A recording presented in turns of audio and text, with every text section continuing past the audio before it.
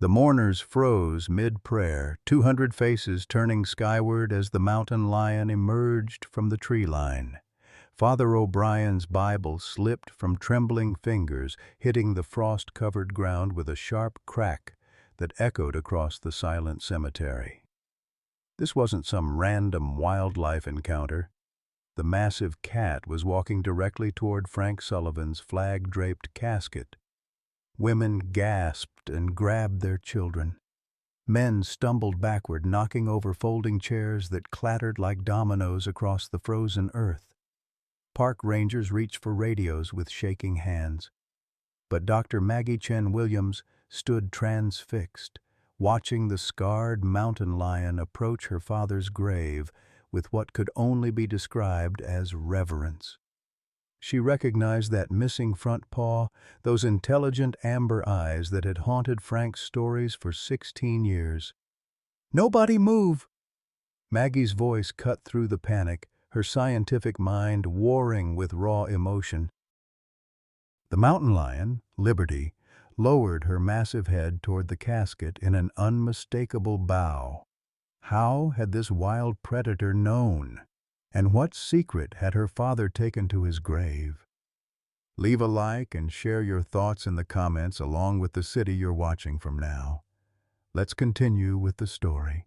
6 weeks earlier, Frank Sullivan had been counting days like a man marking time until execution. At 72, the decorated Vietnam veteran found himself trapped in a bureaucratic nightmare that felt worse than any jungle ambush. Mandatory retirement from Yellowstone National Park, the only home that had mattered since Betty died 5 years ago. Back in my day, a man's worth wasn't measured by some number on a birth certificate, Frank muttered to his reflection in the cabin's cracked mirror.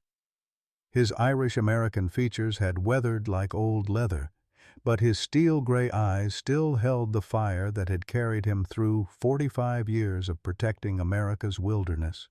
The 2 coffee cups on his kitchen counter, a ritual he couldn't break, reminded him daily that some conversations would forever remain one-sided. 300 miles of hiking trails, countless animal rescues, and a reputation as the park's most dedicated ranger meant nothing to the new administration. Frank's modest pension barely covered his heart medication, let alone the mounting medical bills he'd been hiding in his desk drawer.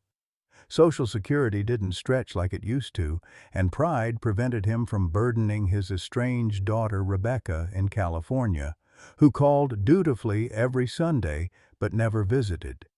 Dr. Margaret Chen Williams represented everything Frank admired and everything that intimidated him about the modern world. At 48, the half-Chinese, half-Irish wildlife biologist commanded respect through sheer competence, her 15 years at Yellowstone marked by groundbreaking research on predator behavior. But Frank noticed the exhaustion behind her professional facade. The way her hands trembled slightly during staff meetings, the student loan statement she thought nobody saw falling from her briefcase. Maggie's teenage daughter Emma had become the bright spot in both their lives, a 16-year-old with her mother's intelligence and her grandfather's stubborn streak, though she didn't know Frank was her grandfather. The girls' weekend visits to the park brought laughter to places that had grown too quiet, her endless questions about wildlife behavior reminding Frank why he'd fallen in love with this work decades ago.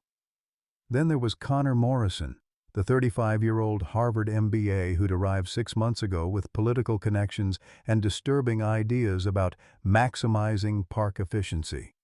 His East Coast Polish couldn't hide the calculating coldness behind his smile, and Frank's gut, honed by years in combat and decades in the wilderness, screamed warnings every time Connor spoke about problem animals and liability management.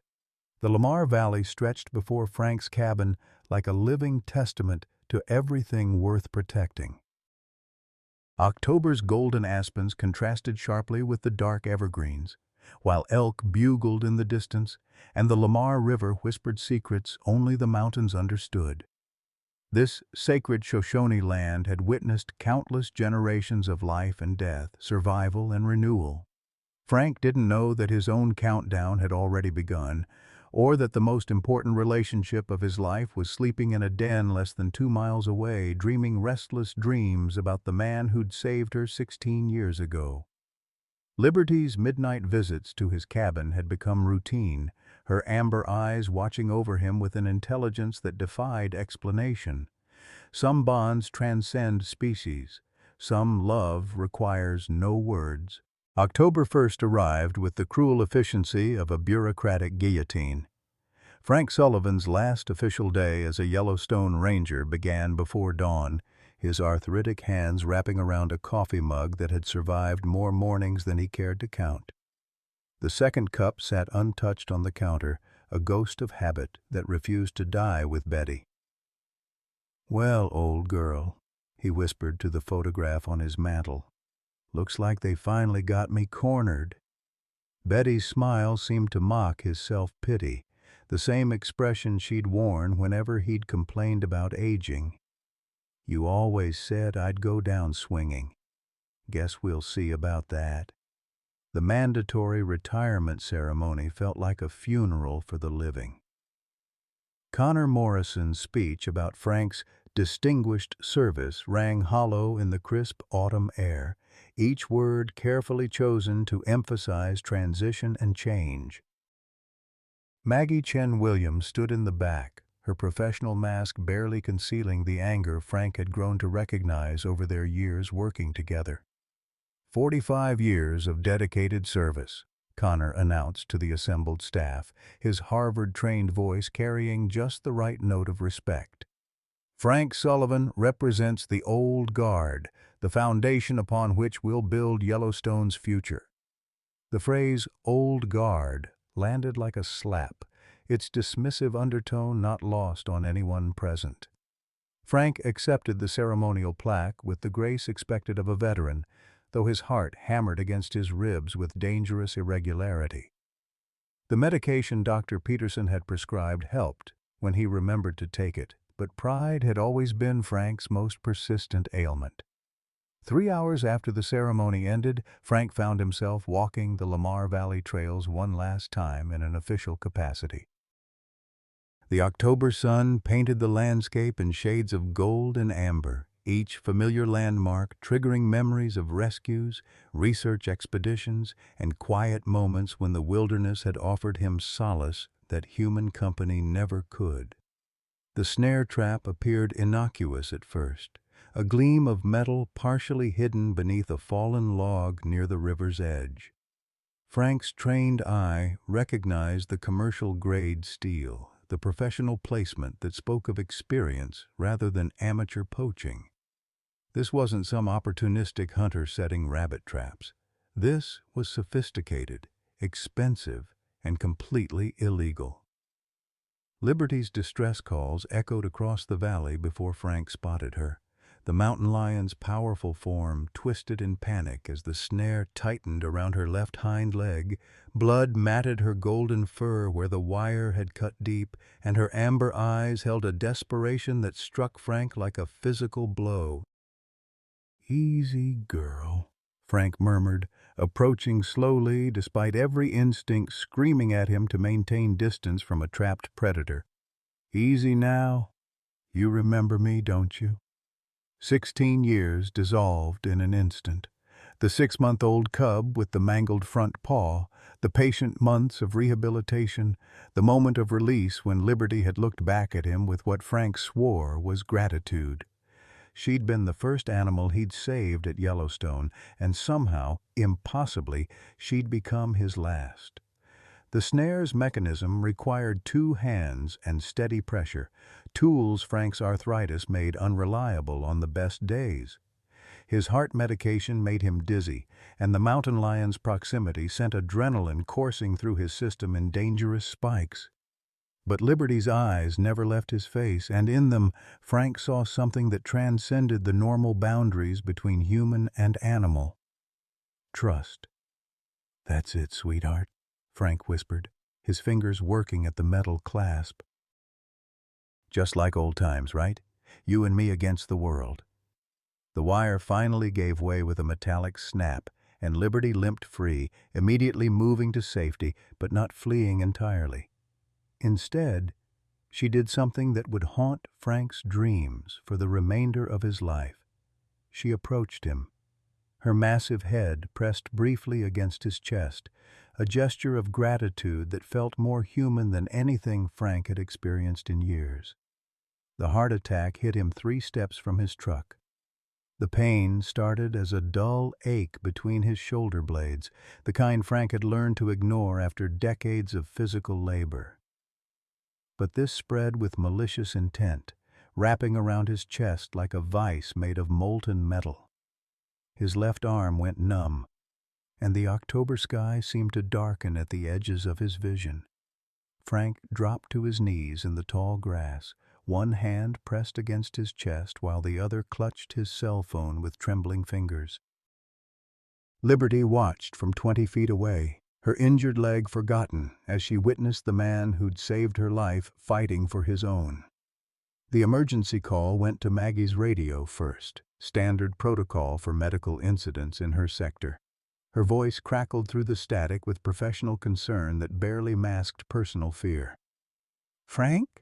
Frank, can you hear me? I'm 5 minutes out." Those 5 minutes stretched like hours. Frank's vision blurred, and his breathing came in sharp, painful gasps that fogged in the cold air. But Liberty never left. The mountain lion maintained her vigil, occasionally moving closer as if to offer comfort she couldn't understand, but somehow felt compelled to provide. When Maggie's Park Service vehicle finally appeared on the horizon, Liberty melted back into the forest with the fluid grace that had kept her alive for 16 years. But Frank could swear he heard her calling from the tree line, a sound that wasn't quite distress, wasn't quite warning, but carried emotional weight that defied scientific explanation. "Jesus, Frank, what happened?" Maggie's medical training took over as she knelt beside him, checking his pulse and examining his color. The EMT certification she'd earned years ago felt rusty but adequate as she assessed his condition. "Snare trap," Frank gasped, gesturing weakly toward the discarded metal wire. "Liberty. She was caught. Had to help her." Maggie's eyes found the blood-stained snare, the disturbed earth where the struggle had taken place, and the faint paw prints leading into the forest. Her scientific mind cataloged the evidence while her human heart broke at Frank's condition. "You old fool," she whispered, helping him into a sitting position. "You know better than to approach a trapped predator alone." Frank's smile held secrets Maggie couldn't interpret. "Some things worth the risk. You'll understand someday." The ambulance ride to Cody Regional Medical Center passed in a blur of sirens and medical jargon. Frank drifted in and out of consciousness, his mind replaying the moment Liberty had pressed her head against his chest. In his delirium, he could swear he heard Betty's voice mixing with the mountain lion's calls, 2 sources of comfort that had defined the boundaries of his world. Dr. Peterson's diagnosis arrived with the casual brutality of medical fact. Acute myocardial infarction triggered by extreme stress and underlying cardiovascular disease.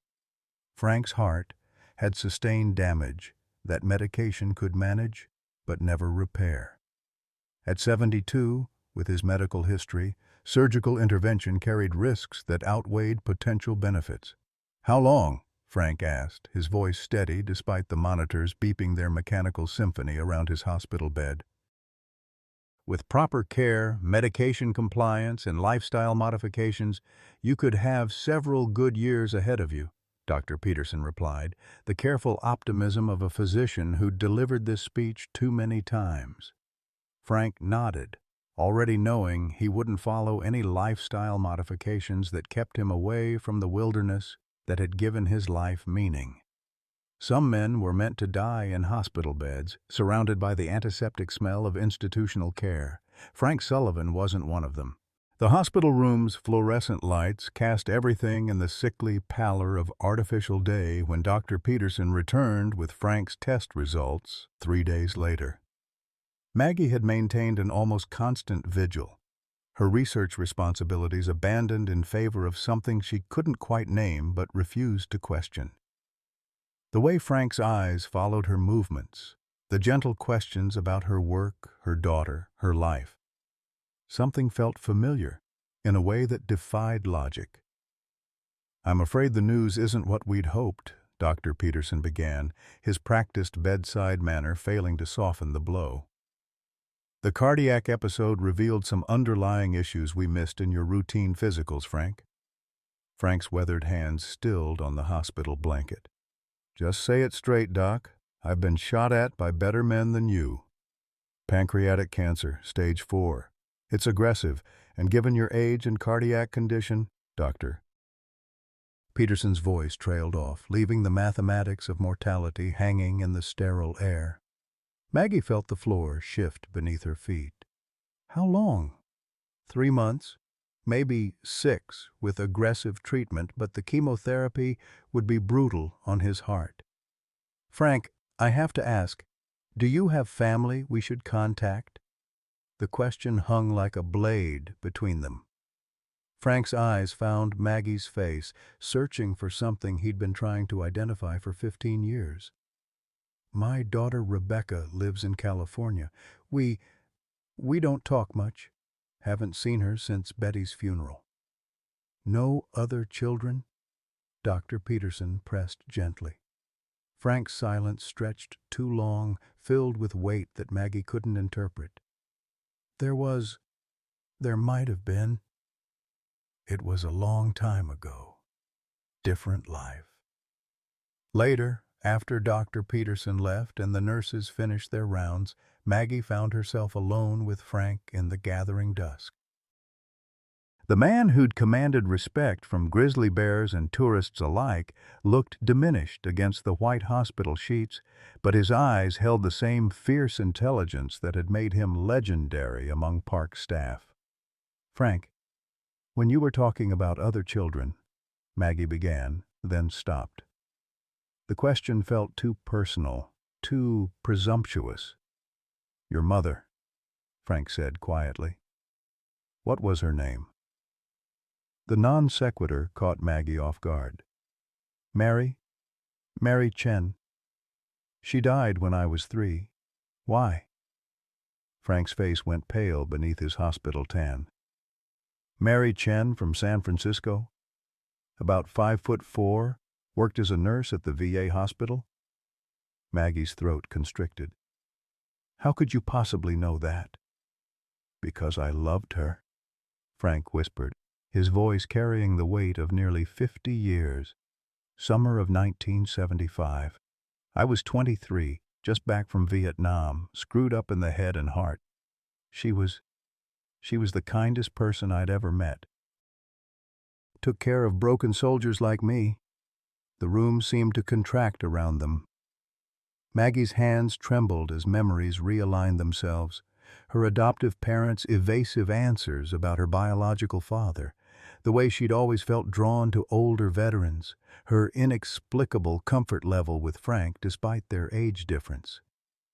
"She never told me," Frank continued, tears sliding down his cheeks. "Mary never told me she was pregnant. I got the job here at Yellowstone, wrote her letters that came back undelivered, found out later she'd moved, gotten married, started a family. I thought she'd forgotten about me." "She didn't forget," Maggie whispered, her voice breaking. "She kept one photograph, a soldier in dress uniform standing by a lake. I used to stare at it when I was little, wondering who he was." "Lake Yellowstone. She took that picture the weekend before I left for the job interview." Frank's smile held decades of regret. 48 years? "We've been working together for 15 years, and I never—" The adoption records were sealed. The agency said my father was deceased. Maggie's scientific mind struggled to process the emotional earthquake reshaping her understanding of everything. "All these years you've been your father." God help me. I've been your father, and I never knew. The moment shattered when Connor Morrison's voice echoed from the hallway, discussing the Sullivan situation with someone whose footsteps carried the authority of expensive shoes. Maggie quickly wiped her tears and moved to the door, her eavesdropping skills honed by years of observing wildlife behavior. Unfortunate, but it accelerates our timeline, Connor was saying. The old man's medical condition makes him a liability. We can't have someone of his emotional instability interfering with the relocation project. What about the Chen woman? The second voice belonged to someone Maggie didn't recognize. Older, colder, with an accent she couldn't place. She's been asking questions about the animal mortality rates. Dr. Chen Williams is a bureaucrat with a fancy degree. She'll follow orders once Sullivan's out of the picture. The important thing is securing the asset before winter sets in. Maggie's blood turned to ice. Asset was Connor's euphemism for liberty, and relocation project had nothing to do with conservation. She slipped back into Frank's room, her mind racing. Frank, what do you know about Connor Morrison's background? His family? Frank's expression darkened. Why? I just overheard him talking about you, about liberty. Something's not right. Connor Morrison, Frank repeated slowly. Morrison, Jesus Christ. Morrison Wildlife Enterprises. They were shut down by Fish and Wildlife Service in the 90s for trafficking endangered species. Trafficking? Big money in exotic hunting preserves. Rich folks pay 6 figures to shoot a mountain lion in a controlled environment. Makes them feel like big game hunters without the actual danger. Frank struggled to sit up straighter. If Connor's connected to that family... Liberty's pregnant, Maggie said quietly. I've been tracking her for 3 months. She's due any day now. The implications hit them simultaneously. A pregnant mountain lion with cubs would be worth exponentially more on the black market, especially one with Liberty's unique characteristics and documented intelligence. Frank's heart monitor began beeping more rapidly. We have to warn her, we have to... Frank, you just had a heart attack, you're dying. You can't... I can't save you from 48 years of not knowing you were my daughter, Frank interrupted, his voice carrying the command authority that had made him legendary among park rangers. But I'll be damned if I'm going to lie here while some trust fund sociopath destroys everything I've spent my life protecting. The conversation was interrupted by Emma's arrival. Maggie's 16-year-old daughter bursting through the door with the dramatic flair that only teenagers could muster.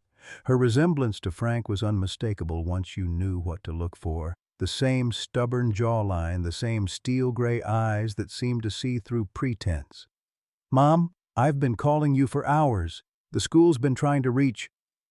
Emma stopped mid-sentence, taking in the hospital room's emotional atmosphere. What's wrong? Who died? Nobody died, sweetheart, Maggie said carefully. But we need to talk. About family. About your grandfather. Emma's eyes widened as she looked between Maggie and Frank. Grandfather? But you said both your parents were dead. I thought they were, Maggie admitted. Emma, meet Frank Sullivan, your biological grandfather. The teenager's reaction was pure Emma, a mixture of outrage, excitement, and teenage melodrama that somehow managed to lighten the room's oppressive weight. Are you kidding me? The Frank Sullivan? The guy who saved that grisly family last year? You're my grandfather? Frank's smile was the first genuine expression of joy Maggie had seen from him in years. Guilty as charged, young lady, though I'm guessing your mother's going to have some rules about that relationship. Rules? Emma scoffed with teenage indignation. You're dying, aren't you? I can see it in the machines and Mom's face. We don't have time for rules. The brutal honesty of youth cut through the adult's careful emotional navigation. Frank laughed, actually laughed, for the first time since his heart attack. I like her already. But their moment of connection was shattered by the sound of vehicles outside, multiple engines, official voices, the organized chaos of a large-scale operation. Maggie moved to the window and felt her heart sink. Connor Morrison stood in the hospital parking lot, surrounded by men in unmarked vehicles, pointing toward the building while speaking into a radio. Behind them, a convoy of animal control trucks waited with the patient efficiency of a military operation. "They're here," Maggie whispered. "They're going after liberty tonight." Frank began pulling IV lines from his arms, ignoring the protests of monitoring equipment. "Then we'd better get moving." "Frank, you can't—" The doctor said I had 3 months to live," Frank replied, swinging his legs over the side of the hospital bed. "I'm not spending them watching everything I love get destroyed by some Harvard-educated psychopath." Emma moved to help him stand, her teenage rebellion finding perfect alignment with her grandfather's stubborn determination. "What's the plan, Grandpa?" The word hit Frank like a physical blow. The family connection he'd never known he wanted, offered by a granddaughter he'd just discovered, in a moment when everything else was falling apart. Sometimes the most important battles begin when you think you have nothing left to lose.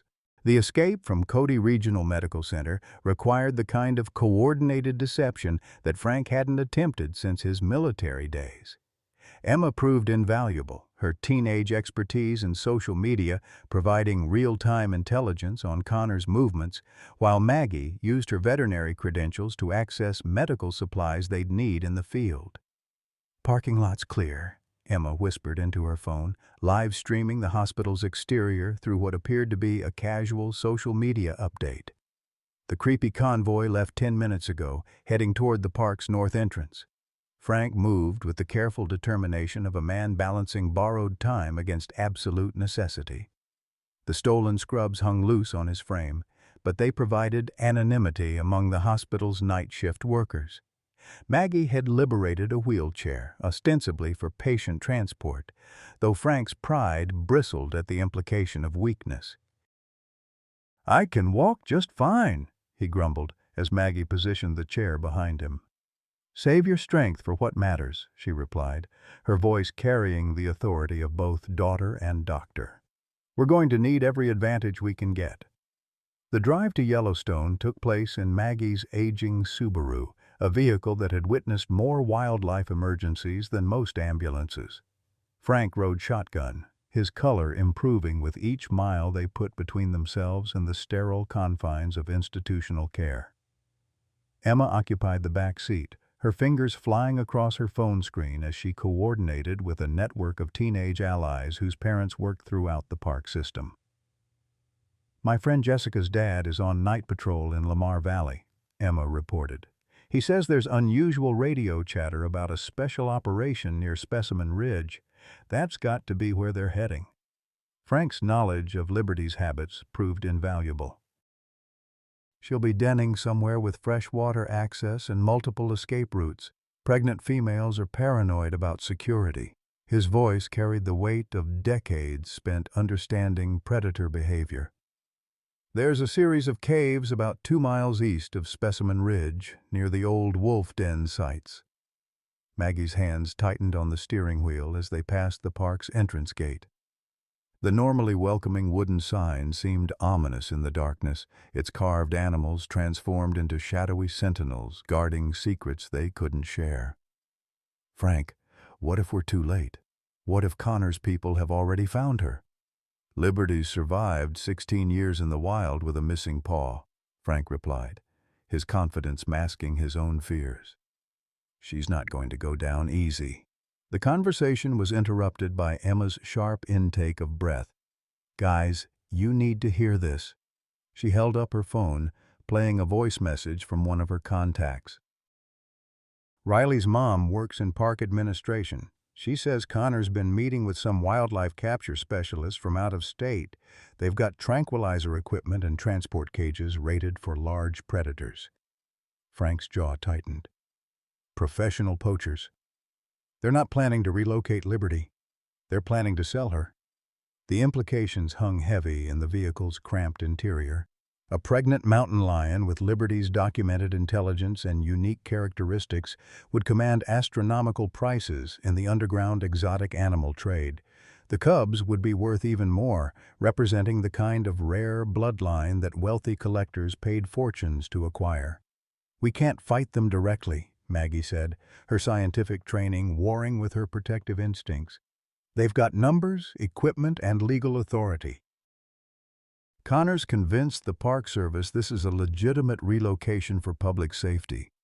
Frank's smile held the cold calculation of a combat veteran. "Then we don't fight them directly. We do what I've been doing for 45 years. We outsmart them."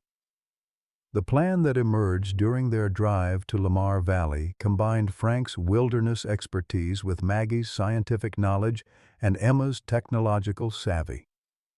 It was desperate, dangerous, and probably doomed to failure, but it represented their only chance of protecting Liberty and exposing Connor's true agenda. They parked Maggie's Subaru at a trailhead 3 miles from Liberty's suspected denning area, far enough from Connor's operation to avoid detection, but close enough to reach on foot, despite Frank's condition. The October night carried the sharp bite of approaching winter, and their breath fogged in the thin mountain air as they prepared for what might be their final mission together. "Emma, your job is communications and documentation," Frank explained, distributing gear with military precision. "Stay hidden, keep filming everything, and be ready to call for help if this goes sideways." "I'm not hiding while you two risk your lives," Emma protested with teenage indignation. "This is my fight too. Liberty saved your life, which means she saved my grandfather's life, which makes her family." The simple logic of adolescent loyalty nearly broke Frank's composure.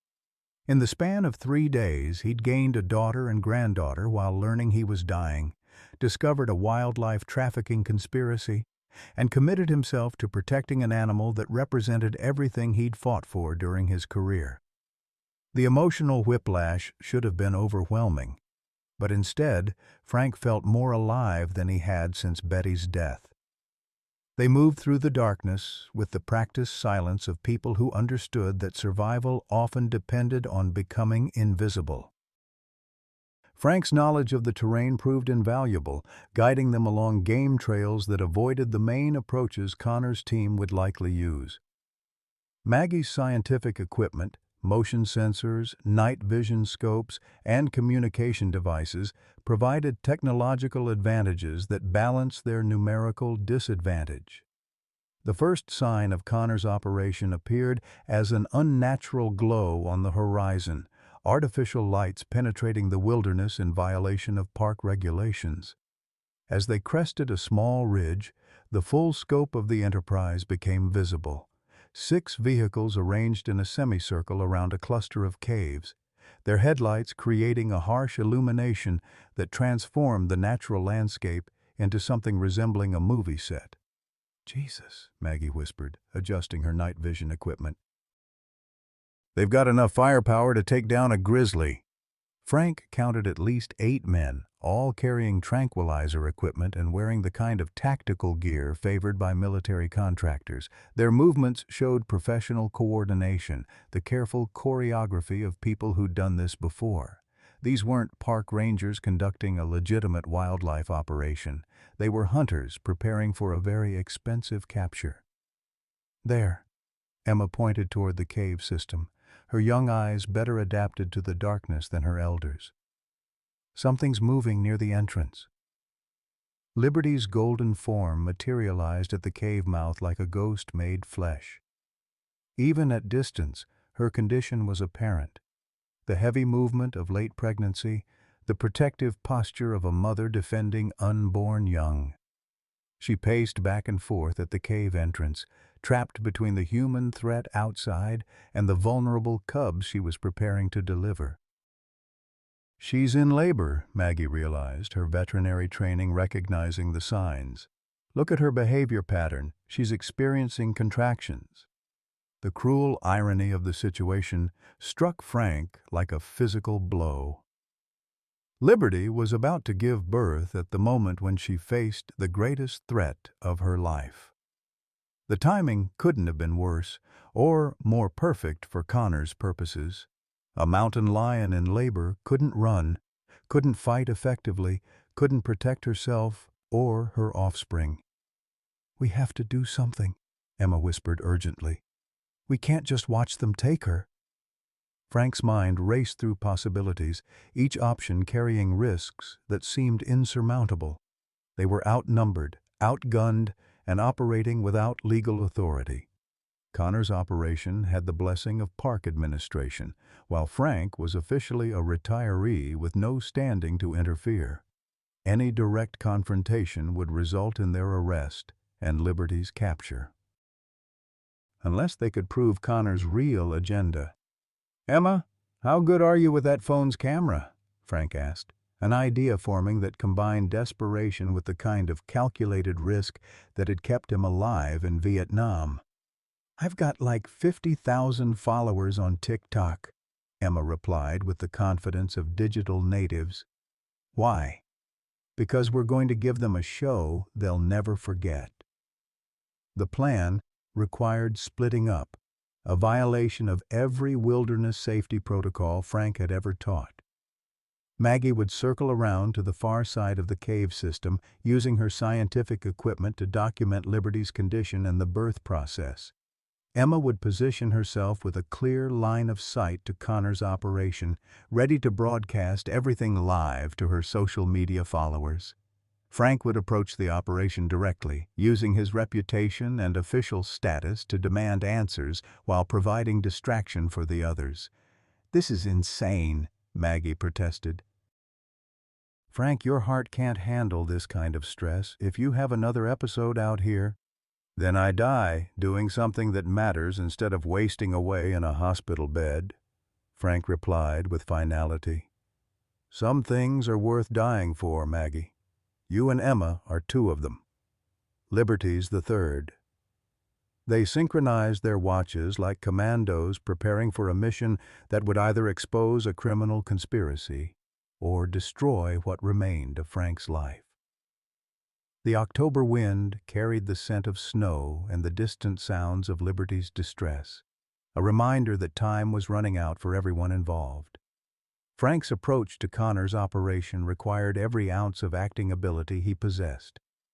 He emerged from the darkness like an angry ghost, his hospital scrubs replaced by borrowed Park Service gear that gave him the appearance of official authority. The tactical lights hit him with blinding intensity, but Frank kept walking with the steady determination of a man who'd faced worse odds. "What the hell is going on here?" Frank's voice carried across the clearing with the authority of someone accustomed to being obeyed. "This is a protected habitat. You've got no business conducting operations here without proper environmental clearance." Connor Morrison stepped into the light, his expression shifting from surprise to calculation. "Frank, you should be in the hospital.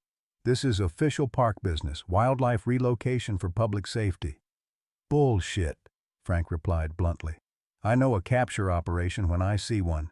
These aren't Park Service vehicles, and these sure as hell aren't Park Service personnel." The confrontation played out exactly as Frank had hoped. Connor's defensive responses, the obvious military nature of his team, the expensive equipment designed for capturing rather than relocating wildlife. Everything was being recorded by Emma's phone from her concealed position. Her live stream had already attracted hundreds of viewers, the dramatic nighttime confrontation in Yellowstone drawing attention from wildlife advocates across the country. Meanwhile, Maggie documented the biological miracle unfolding in the cave system. Liberty had retreated deeper into the caves as the human drama escalated, but her labor was progressing rapidly. Through her night vision scope, Maggie could see the mountain lion's struggle, the primal battle of birth complicated by the mortal threat of the humans outside. "She's delivering the first cub," Maggie whispered into her radio, her voice carrying across the park's emergency frequency. "This is Dr. Chen Williams requesting immediate assistance at Specimen Ridge. We have a pregnant mountain lion in distress and an unauthorized capture operation in progress." The radio crackled with confusion as dispatchers tried to make sense of competing reports. Connor's team had clearance for a wildlife relocation, but Maggie's emergency call suggested something far more sinister. The bureaucratic confusion bought them precious time, but Frank knew their window was closing rapidly. "I'm placing you under citizen's arrest," Frank announced, his voice carrying enough authority to give Connor's team pause. "Trafficking in endangered species is a federal crime, and I've got enough evidence to—" The tranquilizer dart hit Frank in the shoulder before he could finish the sentence. The impact felt like a wasp sting, followed by a spreading numbness that started in his arm and radiated toward his chest. His vision blurred as he dropped to his knees, the familiar sensation of cardiac distress mixing with pharmaceutical intervention. "Sorry, old man," Connor said, his mask of civility finally dropping. "But you've always been more trouble than you're worth." Frank's last conscious thought was of Liberty, somewhere in the darkness behind him, fighting her own battle against overwhelming odds. He'd failed to protect her, failed to expose Connor's operation, failed to be the father and grandfather his family deserved. Sometimes failure is just the prelude to something greater. Emma's scream cut through the October night like a blade through silk, her teenage voice carrying a raw anguish that made even Connor's hardened mercenaries pause in their methodical advance toward the cave system. The tranquilizer dart protruding from Frank's shoulder caught the tactical lights like an accusation, while her grandfather's body crumpled to the frost-covered ground with the finality of a man whose heart had already endured too much. "Grandpa!" Emma burst from her concealment, her phone still recording as she ran toward Frank's motionless form. The live stream had exploded to over 10,000 viewers, wildlife advocates and concerned citizens watching in real time as what appeared to be a legitimate park operation revealed its true nature. "Get the girl," Connor ordered coldly, his Harvard-educated veneer completely stripped away. "We can't have witnesses." But Emma's desperation gave her speed that Connor's men couldn't match. She reached Frank first, dropping to her knees beside him as her fingers searched for a pulse. The tranquilizer designed for a mountain lion was coursing through an already damaged cardiovascular system, and Frank's breathing came in shallow, irregular gasps that terrified her more than any wildlife encounter ever could. "He's dying," she sobbed into her phone's camera, the live stream capturing every moment of her anguish. "They shot my grandfather with an animal tranquilizer. Someone call for help. Please, someone help us." The social media response was immediate and overwhelming. Emma's followers began sharing the stream across every platform, the hashtag #SaveLiberty trending within minutes as thousands of people witnessed what appeared to be a criminal conspiracy unfolding in America's most beloved national park. Park Service phones rang continuously as concerned citizens demanded answers about an operation that clearly violated every protocol they'd ever established. Maggie watched the disaster unfold from her position near the cave entrance, torn between her father's medical emergency and Liberty's biological crisis. Through her night vision equipment, she could see the mountain lion had successfully delivered her first cub, a tiny, mewling creature that represented both hope and vulnerability in equal measure. "I have to choose," Maggie whispered to herself, the weight of impossible decisions crushing down on her like an avalanche. Save her father, who was dying from a combination of cardiac stress and pharmaceutical overdose, or protect Liberty and her newborn cubs from capture by increasingly desperate criminals. The choice was made for her when Liberty did something unprecedented in Maggie's 15 years of wildlife observation. The mountain lion emerged from her cave, moving with the careful determination of a mother protecting her young, but instead of fleeing or attacking, she approached the human drama unfolding 50 yards away. Connor's men raised their tranquilizer guns, but Liberty's behavior defied every prediction about wild animal responses to human threats. She moved directly toward Frank's unconscious form, her amber eyes focused with an intelligence that transcended normal predator instincts. "What the hell is she doing?" one of Connor's mercenaries muttered, his finger hesitating on the trigger as Liberty's approach became a clear statement of intent rather than territorial aggression. "Shoot her," Connor commanded, but his men hesitated as they watched something that challenged their understanding of animal behavior. Liberty reached Frank's side and lay down next to him, her massive form creating a protective barrier between the dying man and the armed humans surrounding them. Emma's live stream captured every moment as Liberty's head came to rest across Frank's chest, the mountain lion's breathing synchronizing with the old ranger's labored respirations. It was an image that would define wildlife conservation for generations, a wild predator choosing to protect the human who had saved her life 16 years earlier. "She's guarding him," Maggie breathed into her radio, her scientific training struggling to process what she was witnessing. "Liberty is protecting Frank from further harm." The standoff stretched into minutes that felt like hours. Connor's operation had descended into chaos as social media attention exploded beyond containment. News outlets picked up Emma's stream, Park Service dispatch fielded hundreds of calls, and federal wildlife authorities began demanding explanations for an operation that appeared to violate multiple laws. "Sir, we need to abort," Connor's team leader advised, his military training recognizing a tactical situation that had spiraled beyond salvage. "This is blown. We've got too much attention, too many witnesses." But Connor Morrison had invested too much in this operation to walk away empty-handed. The Morrison family fortune was built on exotic animal trafficking, and Liberty represented the kind of rare genetic lineage that commanded seven-figure prices from wealthy collectors. Her cubs would be worth even more, especially with their documented intelligence and unique behavioral characteristics. "We finish this," Connor declared, pulling out his sidearm, a Glock 19 that definitely wasn't standard Park Service equipment. "The old man's dying anyway, the girl's a minor whose testimony won't hold up in court, and the animal rights people can't prove anything once we destroy the evidence." The gun's appearance on Emma's live stream triggered an immediate response from viewers who began calling 911 services across multiple states. The FBI's Wildlife Trafficking Unit received alerts about an active federal crime in progress, while Yellowstone's emergency dispatch coordinated with local law enforcement agencies to respond to what had become a hostage situation involving civilians and protected wildlife. Maggie made her decision with the calculated precision of someone who'd spent her career studying predator behavior. She activated the emergency flare she'd liberated from Park Service supplies, sending a brilliant red signal arcing across the night sky. The military-grade illumination turned night into day, disrupting the tactical advantage Connor's team had maintained through their artificial lighting.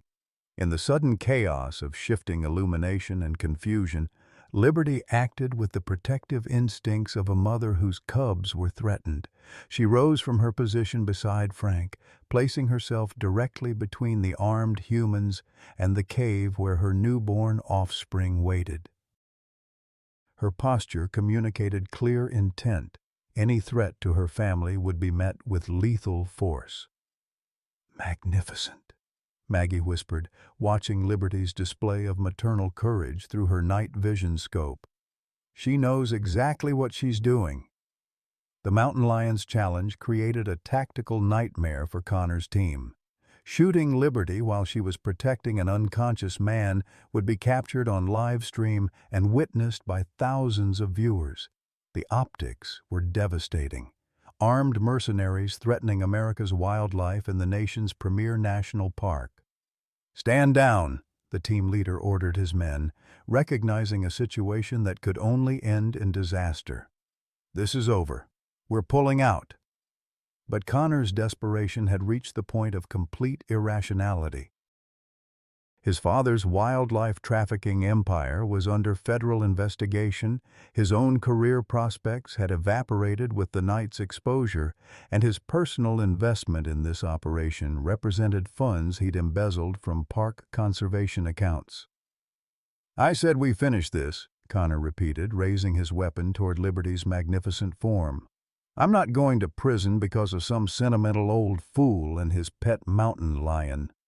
The gunshot echoed across Lamar Valley like thunder, but it wasn't Connor's weapon that fired. Park Ranger David Littlebear had arrived via ATV after receiving Maggie's emergency flare, his service revolver smoking in the cold night air. Connor's Glock spun away into the darkness, along with 2 fingers from his right hand. "This is Ranger Littlebear," David announced into his radio, his Shoshone heritage giving him a natural authority in this sacred landscape. "I've got multiple federal crimes in progress at Specimen Ridge. Request immediate backup from FBI Wildlife Division and medical evacuation for civilians." The cavalry arrived in the form of flashing lights and sirens that turned the remote wilderness into a crime scene worthy of metropolitan police departments. FBI agents, Park Service investigators, emergency medical technicians, and wildlife veterinarians converged on the location with the efficiency of people accustomed to dealing with complex, multi-jurisdictional incidents. Frank regained consciousness in the back of an ambulance, his first clear thought focused on Liberty rather than his own condition. "The cubs," he whispered to the EMT monitoring his vital signs.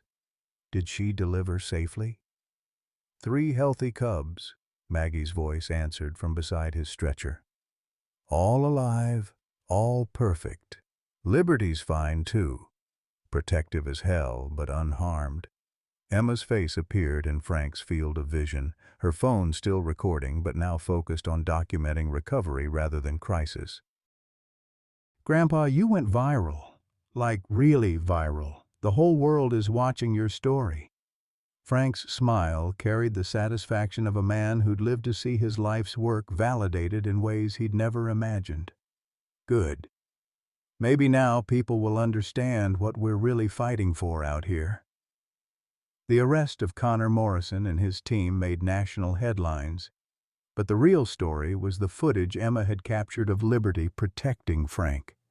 The image of a wild mountain lion choosing to guard her human savior resonated across cultural and political boundaries, becoming a symbol of the deep connections possible between humans and the natural world.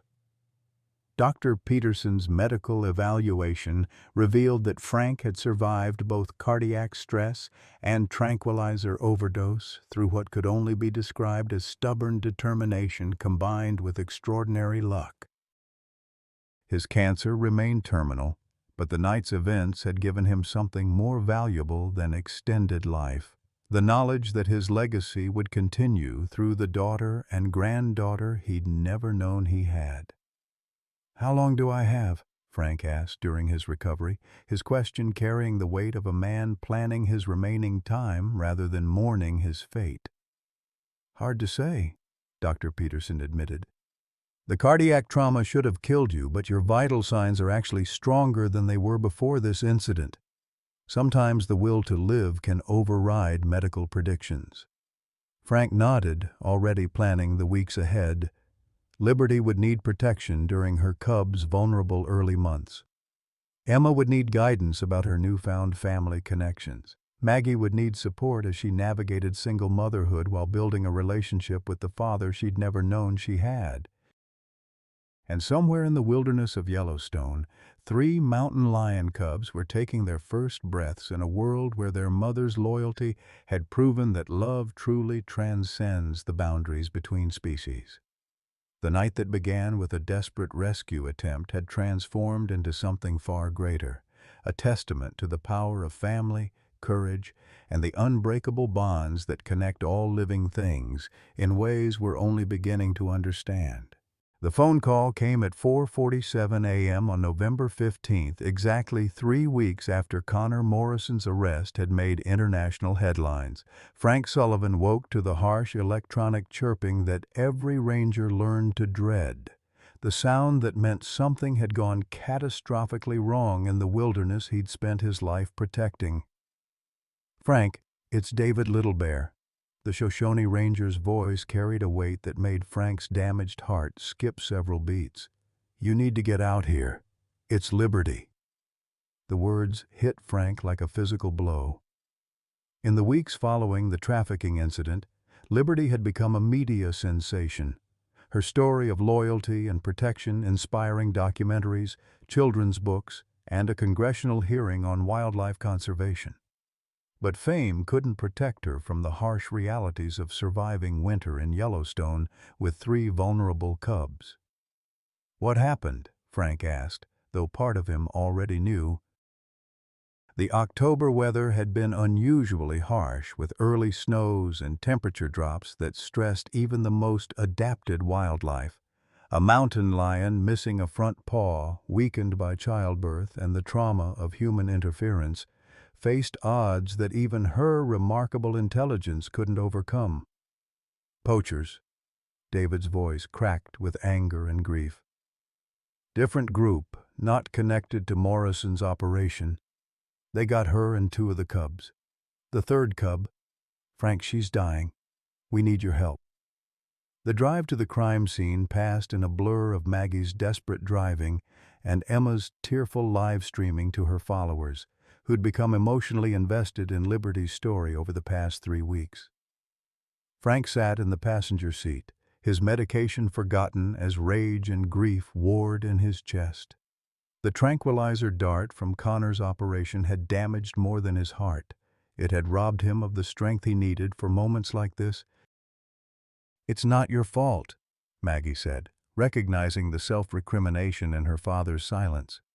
Their relationship had evolved with surprising naturalness over the past weeks. 48 years of missed connection somehow condensed into a bond that felt both new and ancient. "Isn't it?" Frank replied bitterly. "All that media attention, all those damn documentaries about the miracle mountain lion, we made her famous, and fame gets you killed in the wildlife trafficking business." The poaching site bore the professional hallmarks of an international operation: military precision, expensive equipment, and the kind of planning that suggested advanced surveillance and detailed knowledge of Liberty's habits.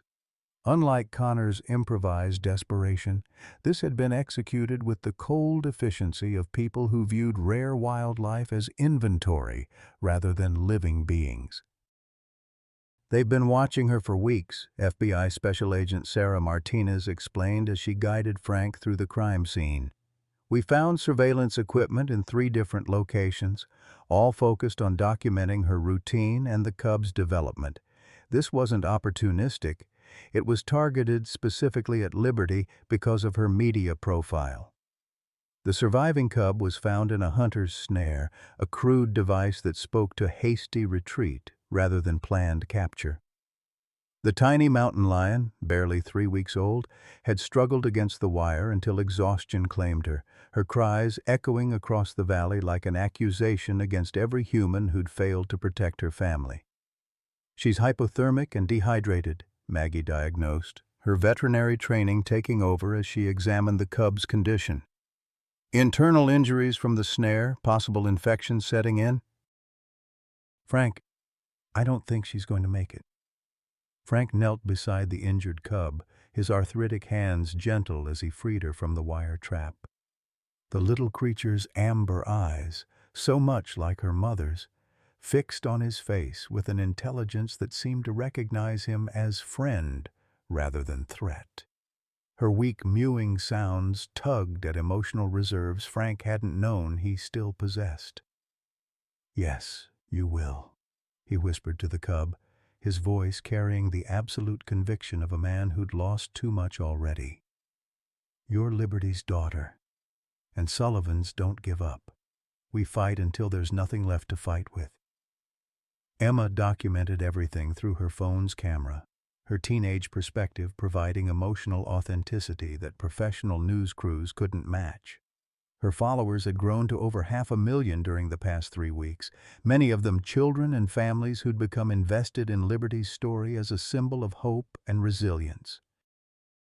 "What are we going to call her?" Emma asked, her question practical yet profound. The surviving cub needed a name that honored her mother's legacy while establishing her own identity. "Hope," Frank said without hesitation.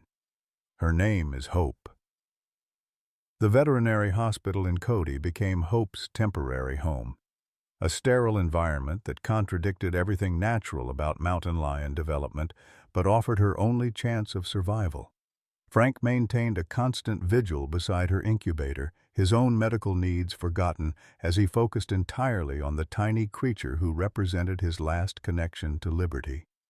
Dr. Peterson found him there at dawn on November 20th, the old ranger's vital signs deteriorating as he poured his remaining energy into keeping Hope alive through sheer willpower.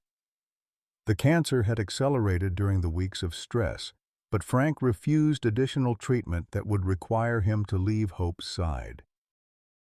"She needs consistency," Frank explained to anyone who suggested he return to the hospital. "Mountain lion cubs imprint on their primary caregiver. If I leave now, she might not bond with humans at all."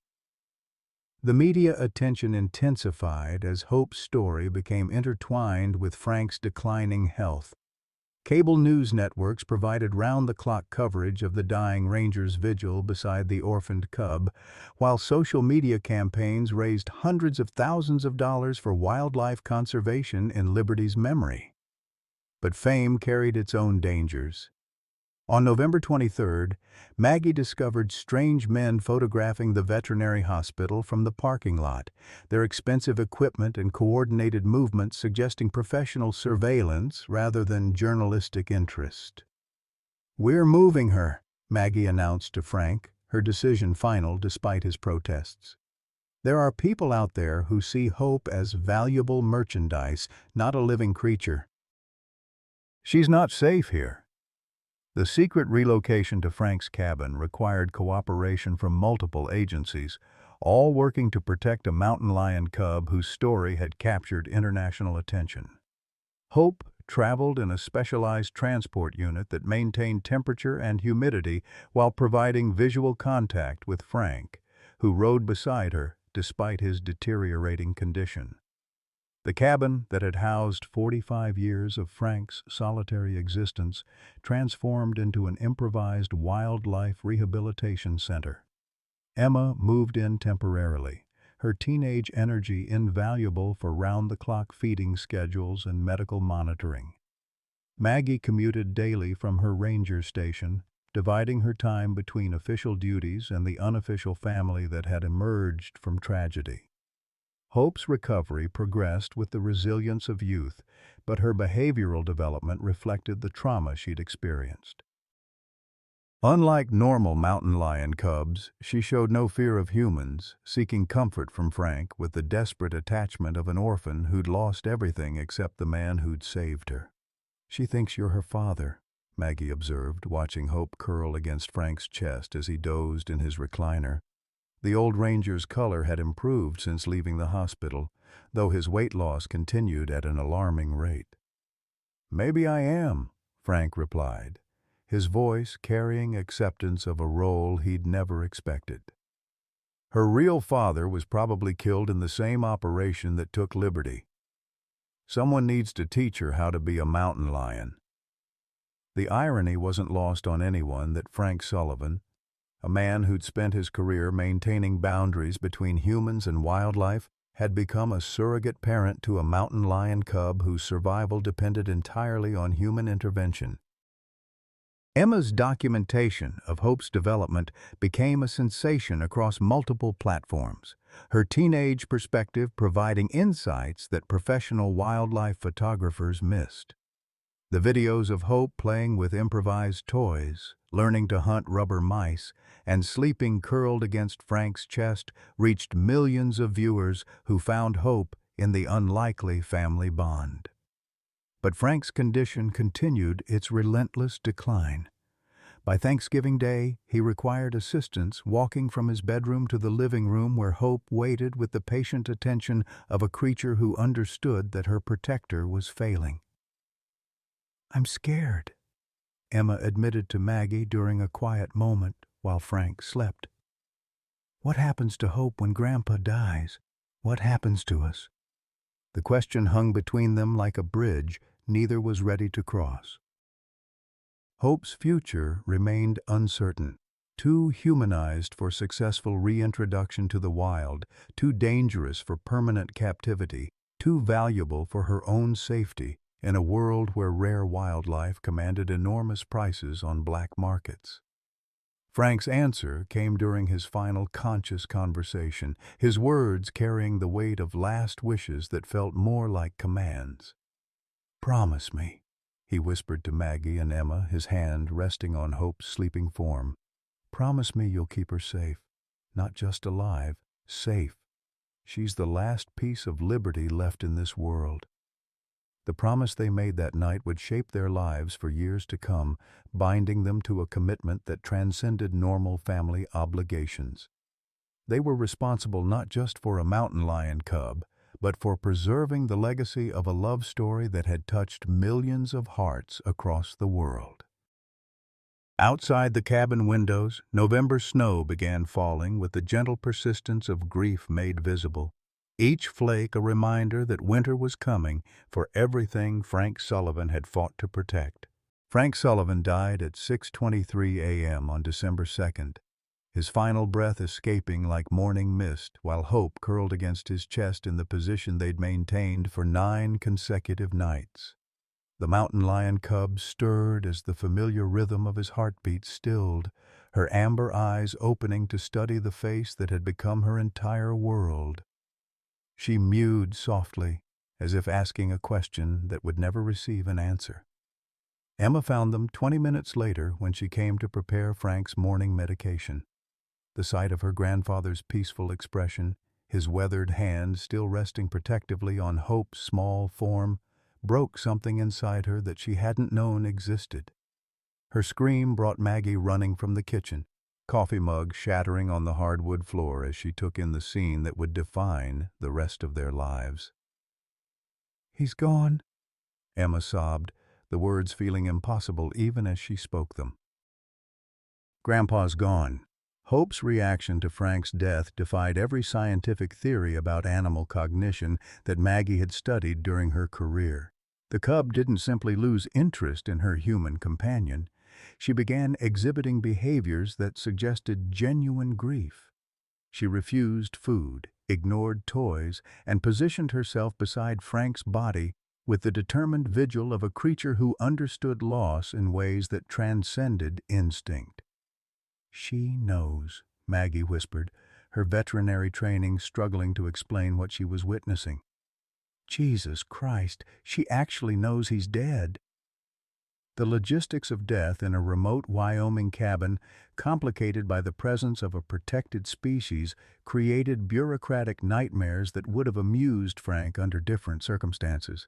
Park Service regulations, federal wildlife laws, and state health codes all converged into a perfect storm of conflicting authorities, while Hope maintained her death watch beside the man who'd saved her life. Dr. Peterson arrived within an hour of Maggie's call, his medical responsibilities requiring official confirmation of death despite the obvious circumstances. But even he paused at the sight of Hope's behavior, the mountain lion cub's dedication challenging his understanding of animal emotional capacity. "I've never seen anything like this," he admitted, documenting Frank's peaceful passing while Hope watched with protective intensity. "She's not just mourning, she's guarding him." The funeral home director who came to collect Frank's body had to be convinced that Hope posed no threat, her gentle nature evident to anyone who took time to observe rather than react to fear-based assumptions about wild predators. But removing Frank's body triggered the most heartbreaking response yet. Hope's cries echoing through the cabin with an anguish that sounded uncomfortably human. "We can't leave her like this," Emma declared, her teenage certainty cutting through adult uncertainty. "She's family." "Family doesn't abandon family." The statement carried weight that extended beyond emotional attachment. Over the past month, Hope had become legally classified as human-dependent wildlife, a designation that made her neither truly wild nor domestic, but something unprecedented in conservation law. Her survival depended entirely on human care, but her celebrity status made her a target for anyone willing to profit from rare animals. Frank's funeral preparations became a media circus despite the family's attempts at privacy. Liberty's story had resonated across cultural boundaries, transforming a regional news item into an international symbol of human-animal bonds.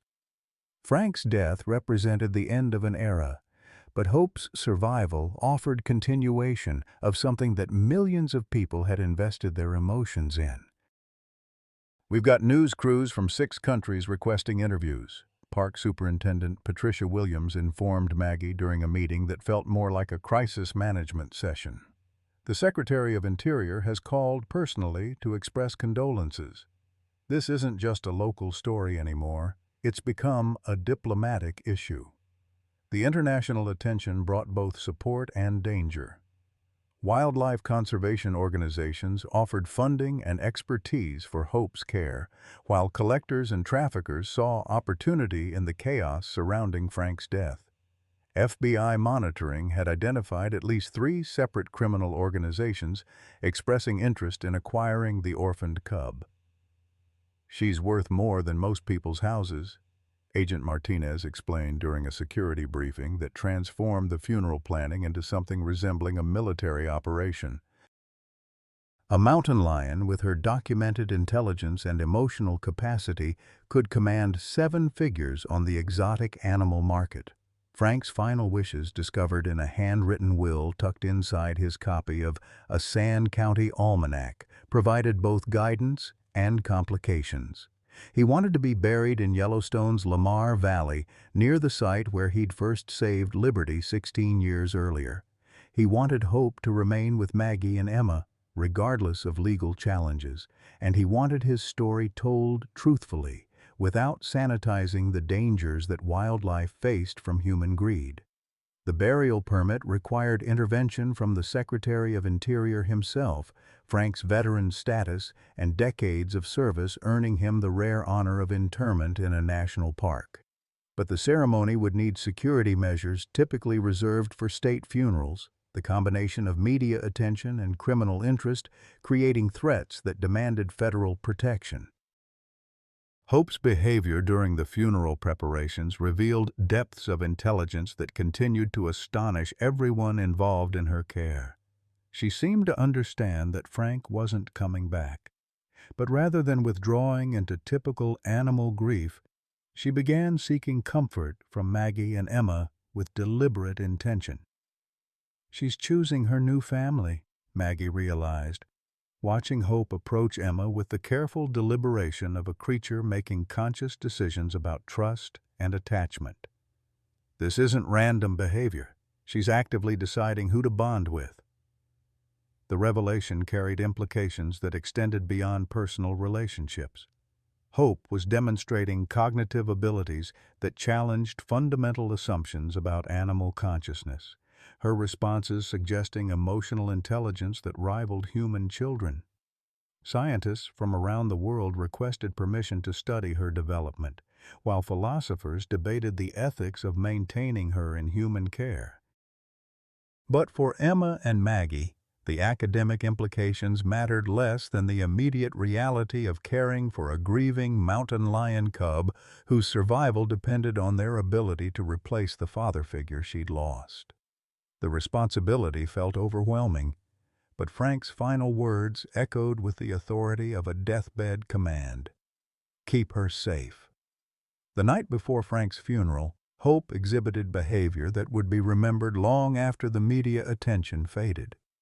She approached Frank's empty chair and lay down in the exact position she'd maintained during his final week, her amber eyes fixed on the doorway as if expecting his return. When he didn't appear, she rose and walked to Maggie, pressing her small head against the woman's hand in a gesture that felt like both request and promise. "I think she's ready," Maggie told Emma, understanding finally dawning.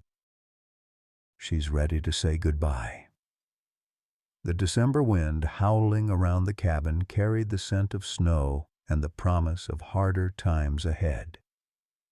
Frank Sullivan's death had ended one chapter of an extraordinary story, but Hope's survival ensured that the legacy would continue.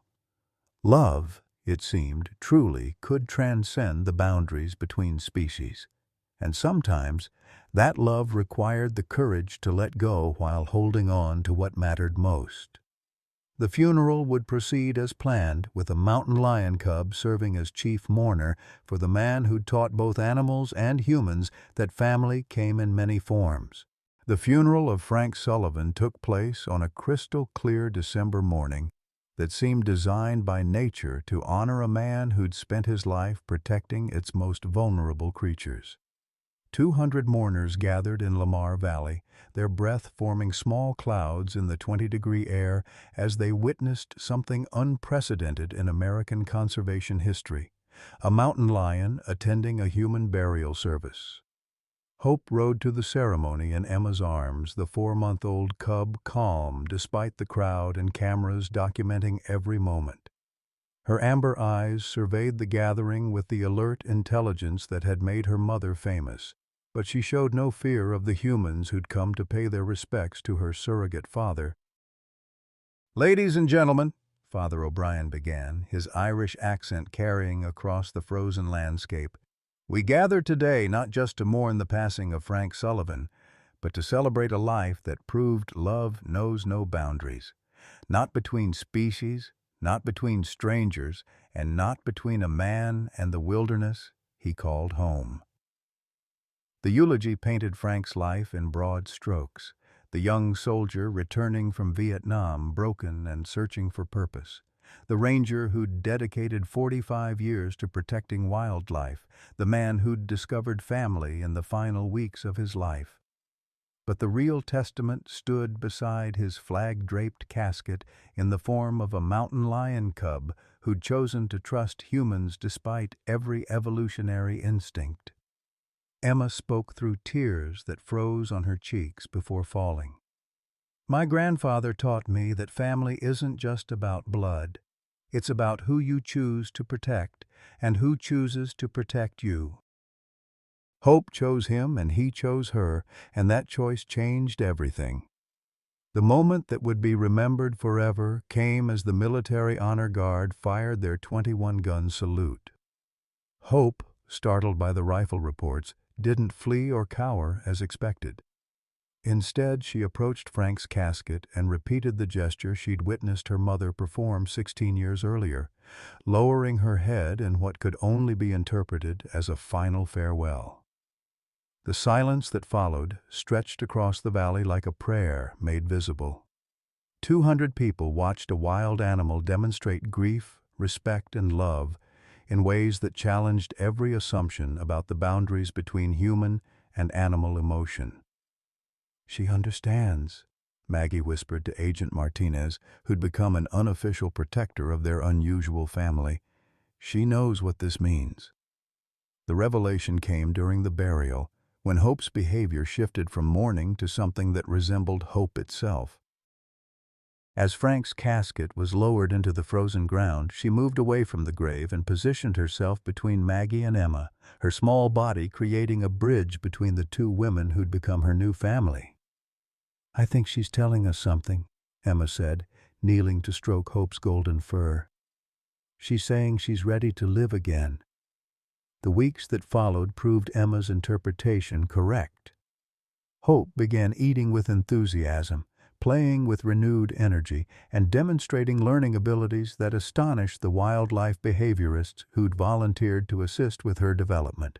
But most remarkably, she began visiting Frank's grave independently, always at sunset, always for exactly the same duration. 23 minutes, Maggie documented in her research journal. Every evening, Hope spends exactly 23 minutes at Frank's graveside. That's the same amount of time he spent freeing Liberty from the snare trap 16 years ago. The pattern suggested memory and intention that transcended normal animal behavior. Hope wasn't just visiting a familiar location. She was honoring a ritual that connected her to her mother's legacy and her surrogate father's sacrifice. Christmas Eve brought the final piece of Hope's story into focus, when congressional legislation officially designated her as America's first national heritage animal, a protected status that ensured her care and safety while acknowledging her unique role in wildlife conservation history. The Sullivan-Chen family, as they'd become known in media coverage, received a custom-built facility adjacent to Yellowstone that allowed Hope to live in semi-wild conditions while maintaining human contact necessary for her survival. Emma's video documentation of Hope's development became required viewing in wildlife biology programs, while Maggie's research on human-animal emotional bonds revolutionized conservation psychology. But the real magic happened in quiet moments.